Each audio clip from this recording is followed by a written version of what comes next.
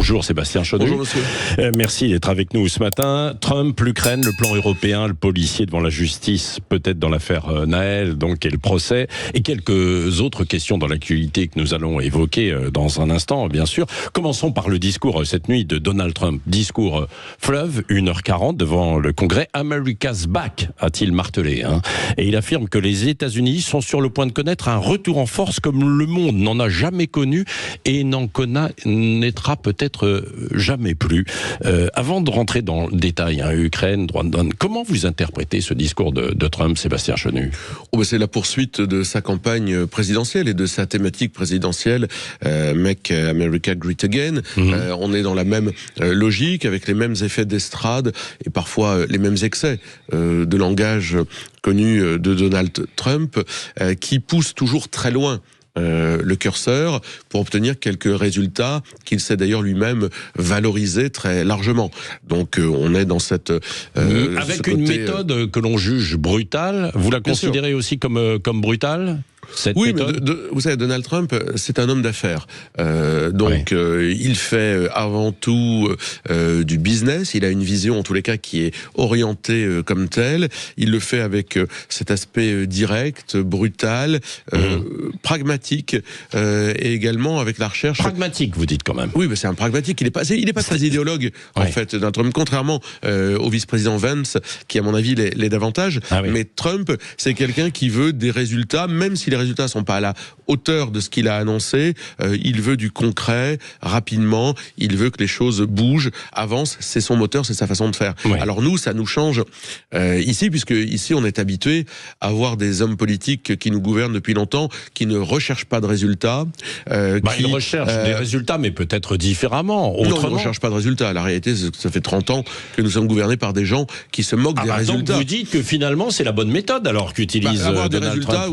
Oui, avoir des résultats, a priori, quand on gouverne, ça doit être l'objectif. Non, mais nous, on est surpris qu'un gouvernant, un président comme Trump, soit raccord avec ce qu'il a promis, et ensuite cherche à obtenir des résultats. Après, tout ça peut être très contestable. Sur la méthode, sur la forme, c'est vrai qu'ici, nous, on est gouverné par des gens qui se moquent des résultats, et en tous les cas, ceux qu'ils ont obtenus depuis des années sont quand même pas très brillants, et qui, de toute façon, se moquent aussi de savoir s'il y a une suite à ce qu'ils ont promis au moment des élections. Trump, c'est un peu le contraire. Alors Trump, justement, il dit avoir obtenu un retour de Zelensky pour signer le plan de paix, une lettre, notamment sur l'échange, les minerais, etc., les terres rares, après le clash de la semaine dernière. C'est une méthode forte qui obtient des résultats. Alors, on n'a pas le retour de Zelensky. Moi, j'ai pas aimé cette méthode, pour tout vous dire. Ce côté, vous l'avez dit, brutal, mais qui, lorsque un pays comme l'Ukraine est affaibli, essaye de se défendre pour survivre, pour continuer à exister, est mis sous cette pression extrêmement forte au moment où ce pays a beaucoup de difficultés. Je trouve, au milieu de la crise, je trouve que c'est quand même largement contestable. C'est la méthode Trump. C'est ce en quoi elle ne me plaît pas. Voyez-vous. Marine Le Pen, quand elle s'est exprimée cette semaine, elle a condamné cette décision brutale et cruelle dans la façon de faire de Donald Trump, mais en même temps, on a senti quand même de la retenue dans le discours. C'était pour ne pas froisser la Russie, il ne s'agit pas de froisser qui que ce soit. La France est un pays libre, indépendant, qui doit parler à tout le monde, qui doit parler et aider l'Ukraine. Je crois que nous avons été au rendez-vous, et nous sommes au rendez-vous de cette aide nécessaire à l'Ukraine, qui continuera à parler demain aux États-Unis. Ceux qui disent que les États-Unis ne sont plus un pays allié sont des pitres. Évidemment que les États-Unis restent un allié important. Même si Trump continue de nous mettre la pression. Mais Trump défend ses intérêts. J'aimerais qu'on comprenne ça. Enfin, si on imagine que Trump est un allié qui va défendre les intérêts français et européens, on se met le doigt dans l'œil.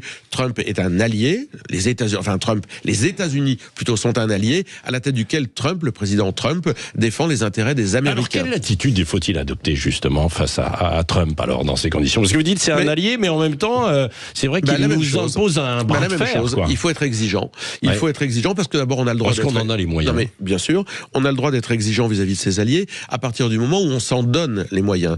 C'est-à-dire qu'aujourd'hui, l'Union européenne, par exemple, qui est dans une politique plutôt tentée par la décroissance, quand on regarde le Green Deal dont nous avons demandé avec Jordan Bardella l'abandon. Quand on regarde les politiques qui sont celles de décroissance, de produire moins, eh bien se tire une balle dans le pied. Et on peut pas résister à l'Amérique de Trump et à Trump si on se met à produire moins. L'Europe doit continuer à produire, doit continuer à assurer sa défense au niveau de ses nations, qui doivent pouvoir avoir des partenariats, doivent pouvoir aussi vendre du matériel français, par exemple, aux États européens, plutôt que les États européens aillent acheter du matériel américain. Ça, c'est des façons de résister. Ouais. Et que pensez-vous du plan van der Leyen sur, justement, d'aide à l'Ukraine, sur un plan militaire? Là, il y a quand même beaucoup d'argent sur la table, hein. Oui, d'abord, on ne sait pas comment tout ça va être financé. Madame van der Leyen n'a aucune légitimité.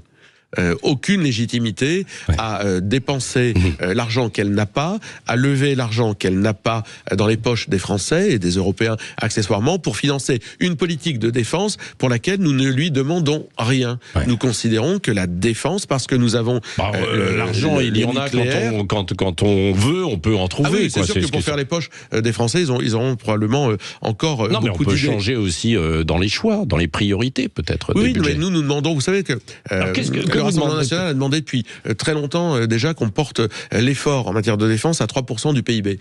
On nous a ri au nez.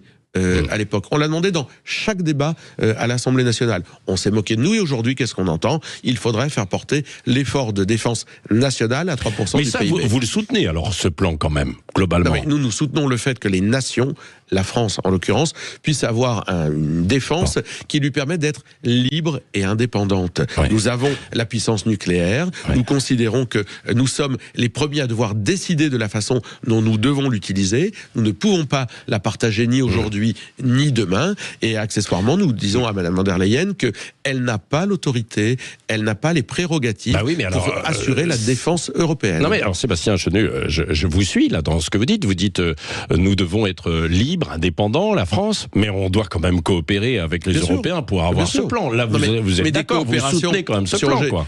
Des coopérations de nations libres et indépendantes, nous n'y avons jamais renoncé. Nous ne voulons pas nous mettre sous la tutelle de qui que ce soit. Oui, un mot d'ailleurs, est-ce qu'il faut saisir les avoirs russes? Il y a un débat en ce moment autour de ça. C'est visiblement très compliqué. Parce qu'il y a de l'argent là. Non mais et puis alors, on fantasme beaucoup là-dessus. D'abord, c'est visiblement et juridiquement très compliqué.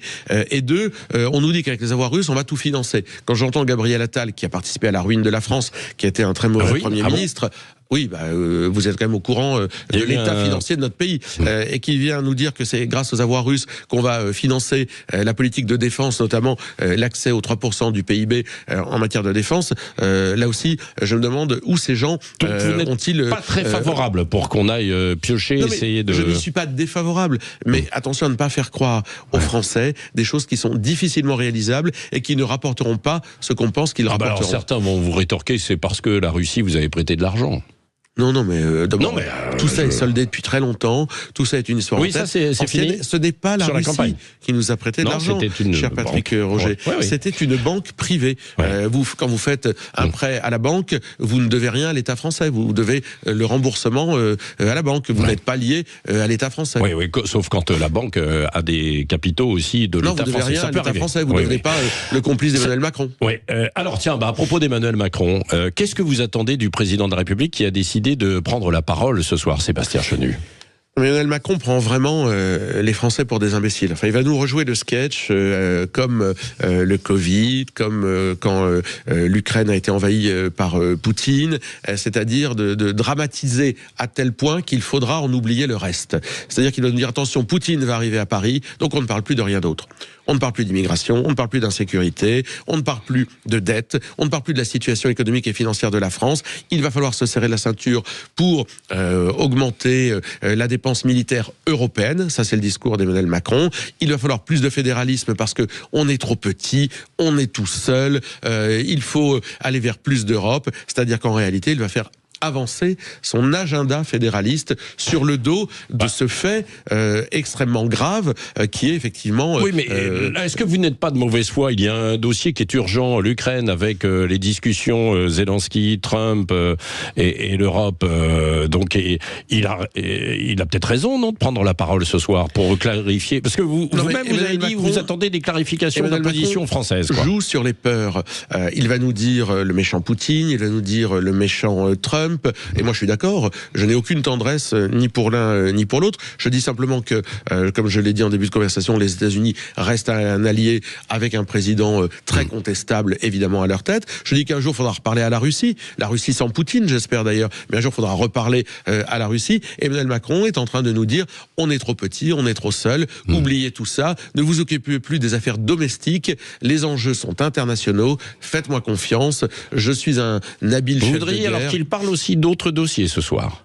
Mais je pense que quand même la France traverse des difficultés exceptionnelles. La situation d'abord économique et financière de notre pays est dramatique. C'est le reflet de la politique d'Emmanuel Macron, d'Elisabeth Borne, de Gabriel Attal, de Bruno Le Maire. Tous ces gens-là, depuis 7 ans, ont ruiné et ruinent le pays avec beaucoup de méthodes. C'est l'état lamentable de nos politiques sécuritaires, c'est la réforme des retraites, c'est la politique migratoire, c'est l'éducation nationale qui est en ruine. Enfin, il y a quand même beaucoup de sujets. La situation des hôpitaux publics, l'agriculture et le traité du Mercosur. Enfin, oui, il y a quand même beaucoup de sujets qui, je pense, préoccupent les Français, en plus du conflit russo-ukrainien. Avant de passer à un autre sujet, quand même, une petite parenthèse, vous avez dit ni sympathie, pas de sympathie, ni pour Poutine, ni pour Trump. Vous les mettez dans le même panier, alors? Non, je ne mets pas dans le même panier, mais ce sont des dirigeants de grande puissance. Mais c'est vrai que je n'ai pas beaucoup de sympathie pour eux, c'est le moins qu'on puisse dire. Et comment se positionne, en fait, le RN aujourd'hui par rapport... ça ne veut pas dire que je ne respecte pas d'ailleurs leur peuple et leur pays. Je ne confonds pas les dirigeants et les peuples. Comment se positionne le RN par rapport à Donald Trump? Parce qu'on sait qu'il y a des gens à droite, à l'extrême droite, qui apprécient son discours provocateur. Est-ce que vous ne pensez pas qu'il y a certains autres politiques peut-être pas du RN, qui vont surfer sur cette vague? Comment se positionnez-vous de votre côté? Si on croit que les Américains sont des Européens qui parlent anglais, on se trompe. Les Américains ont d'autres systèmes de valeurs en rapport à la liberté qui est différent. C'est une nation qui est bercée par des rapports religieux qui sont très différents d'une autre. Donc les Américains n'ont pas les mêmes systèmes de valeurs. Ils attendent autre chose. C'est un État fédéral, c'est pas la même organisation. Donc ne transposons pas les choses. Ils ont élu un président qui leur a parlé des difficultés qu'ils traversaient, qu'il leur a dit, avec moi, l'Amérique va reprendre de la couleur. Donc ça, c'est assez intéressant parce que Donald Trump fait résonner le sentiment national. Et en cela, il est intéressant. Mais au-delà de ça, les politiques de Donald Trump, je n'en attends rien. D'abord parce que je suis pas américain, mais ensuite, en tant que Français, je sais qu'il va être impitoyable avec nous. Sébastien Chenu, autre sujet dans l'actualité, le réquisitoire dans l'enquête sur la mort de Nahel. Le parquet requiert un procès. Pour l'instant, il n'y a pas de décision du juge d'instruction. On attend le juge d'instruction. Les syndicats de policiers sont en colère, vont manifester d'ailleurs aujourd'hui à la mi-journée. Vous êtes aux côtés des policiers, vous serez à leur côté tout à l'heure ? Bon, nous, notre rôle, c'est pas d'appeler à manifester, mais Alliance sait que ce syndicat sait qu'il peut compter sur nous. On a souvent été aux côtés d'Alliance et nous savons que les policiers sont très meurtris par ce type de décision, parce qu'on a le sentiment d'une inversion des culpabilités. On a le sentiment que on montre du doigt des hommes et des femmes qui protègent les Français tous les jours et qu'on est en train de leur dire vous êtes des salauds. Nous sommes résolument aux côtés de la police. Oui, vous êtes donc. Vous allez manifester ou pas? Non, j'ai pas prévu d'aller manifester. Je pense qu'il y a une affaire, une instruction en cours. Donc voilà, je pense pas que ce soit la place d'un législateur dans cette Certains disent que c'est une décision quasi politique. Oui, il y a quelque chose de politique. De crainte et de reprendre, d'avoir des émeutes qui reprennent. Bien sûr qu'il y a quelque chose de politique. Mais vous savez, le parquet n'est pas indépendant. Mais Emmanuel Macron, je ne dis pas ça, mais je dis qu'il y a quelque chose de politique là-dedans. Emmanuel Macron avait d'ailleurs lui-même foulé aux pieds la présomption d'innocence du policier lorsqu'il s'était exprimé immédiatement après la mort du jeune Nahel, qui reste un drame. C'est toujours un drame qu'un gamin meure suite à ce type de heurts. Donc ça reste un drame. Mais c'est un drame qui a été instrumentalisé, en particulier par l'extrême gauche, comme à chaque fois. Oui, puisqu'on parle de justice, il y a des soupçons de corruption à Fréjus. La mairie RN de David Rachlin a été perquisitionnée. Ça fait 2 enquêtes au total sur la gestion du maire. Et qu'est-ce qui se passe? Il y a un acharnement de la justice ou alors laissons la justice travailler. Présomption d'innocence pour David Rachlin, comme pour n'importe qui. Le maire de Fréjus qui a été très bien réélu. Je pense que ses concitoyens sont ravis de la façon dont il gère sa mairie. Il le réalise dès le premier tour. Donc, si la justice a quelque chose à chercher, qu'elle cherche. Et donc là, pour l'instant, il peut rester au RN. Enfin, bien entendu, David Rachid je pose la question. élu, il est présumé innocent de quoi que ce soit. Oui, oui, bien sûr. Et puis donc, mais si ça s'avérait exact, non, mais je ne vais du tout dans cette situation. Moi, j'ai confiance en David Rachid. Oui, d'accord. On ne peut pas dire d'un côté, si vous voulez, on peut pas dire d'un côté, matin, midi et soir, Christophe de Chavannes est présumé innocent de taper de la coke, et de l'autre côté, dire à des élus qui font un boulot incroyable tous les jours, lorsque la justice leur pose des questions ou perquisitionne, eux ne seraient pas présumés innocents. Rachid est présumé innocent. Sur l'Algérie, il l'est probablement. Oui, Sébastien Chenu, sur l'Algérie, j'ai vu hier soir que vous avez fait un tweet sur Boualem Sansal. Qu'est-ce que vous voulez effectivement vous voudriez qu'il y ait une distinction pour lui, c'est ça?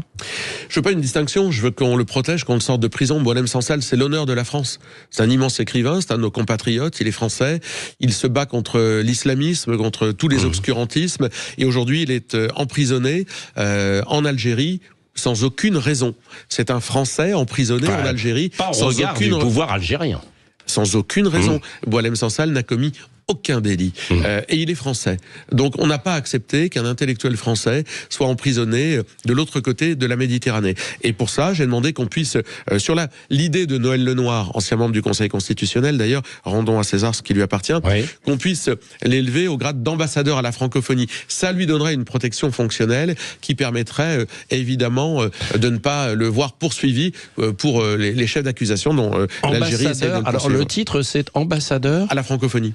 Francophonie. Et vous allez pas proposer le relier ça à un seul pays, pour pas être ambassadeur de France, ambassadeur à la francophonie, pour pas le relier à un seul pays. Et ça, vous allez le proposer On l'a proposé, mais évidemment, moi j'ai vu l'ensemble. C'est au Quai d'Orsay dans ces conditions. C'est une proposition qui est sur la table, évidemment.